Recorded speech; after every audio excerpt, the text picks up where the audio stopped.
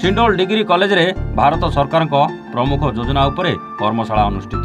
सोनपुर मेरा युव भारत द्वारा एक दिनिकिया कर्मशालार आयोजन आंचलिक डिग्री कॉलेज रे करा जायतिला, जोउथरे राज्य सरकार और केंद्र सरकार प्रमुख योजना विशेषकर स्किल इंडिया मिशन उपरे आलोचना करा जायतिला। ଏହି କାର୍ଯ୍ୟକ୍ରମରେ 80ରୁ ଅଧିକ ଛାତ୍ରଛାତ୍ରୀ ଓ ଯୁବକ ଯୁବତୀ ଅଂଶଗ୍ରହଣ କରିଥିଲେ।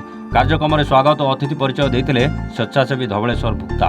ଯୁକ୍ତ 2 ଅଧ୍ୟକ୍ଷ ଶିରିଷି ଦାସ କର୍ମଶାଳାର ଲକ୍ଷ୍ୟ ଓ ଉଦ୍ଦେଶ୍ୟ ଉପରେ ଆଲୋଚନା କରିଥିଲେ। ଜିଲ୍ଲା ଶିଳ୍ପ କେନ୍ଦ୍ରର ଅଧିକାରୀ ଶ୍ରୀ ଶୁଭମ ସାହୁ ବିଶ୍ୱକର୍ମା ଯୋଜନାର ଉପସ୍ଥାପନ କରିଥିଲେ। ପ୍ରଧାନମନ୍ତ୍ରୀଙ୍କ କୌଶଳ ବିକାଶ ଯୋଜନା ଓ ସ୍କିଲ୍ ଇଣ୍ଡିଆ ମିଶନ ବିଷୟରେ ଛାତ୍ରଛାତ୍ରୀମାନଙ୍କୁ ବିଶଦ ଭାବେ ବୁଝାଇଥିଲେ ଉପସ୍ଥିତ ଥିବା ସାଧନା କର୍ମୀ ଶ୍ରୀ କୁଳମଣି ସାହୁ। ଏହି କାର୍ଯ୍ୟକ୍ରମରେ ମୁଖ୍ୟ ଅତିଥି ଯୁକ୍ତ 3 ମହାବିଦ୍ୟାଳୟର ଅଧ୍ୟକ୍ଷ ଅଜିତ ମେହେର ପିଲାଙ୍କୁ କୁଶଳୀ ହେବା ପାଇଁ ଆହ୍ୱାନ ଦେଇଥିଲେ। କାର୍ଯ୍ୟକ୍ରମ ନିୟମିତ ଭାବେ ସଞ୍ଚାଳନ କରିଥିଲେ ସ୍ୱେଚ୍ଛାସେବୀ ଶମ୍ଭୁରାଜ କର୍ଣ୍ଣ। ଶେଷରେ ଖୋଲା ଆଲୋଚନା ସଭା ଆୟୋଜିତ ହୋଇଥିଲା, ଯେଉଁଥିରେ ଅଂଶଗ୍ରହଣକାରୀ ସ୍ୱତନ୍ତ୍ର ଭାବେ ପ୍ରଶ୍ନ ଓ ମତ ରଖିଥିଲେ। ଶେଷରେ ଭାବପୂର୍ଣ୍ଣ ଧନ୍ୟବାଦ ଦେଇଥିଲେ ମଧୁସୂଦନ ମାଝୀ। ସୋନପୁରରୁ ରାଜେନ୍ଦ୍ର ପ୍ରଧାନଙ୍କ ରିପୋର୍ଟ, ଓଡ଼ିଶା।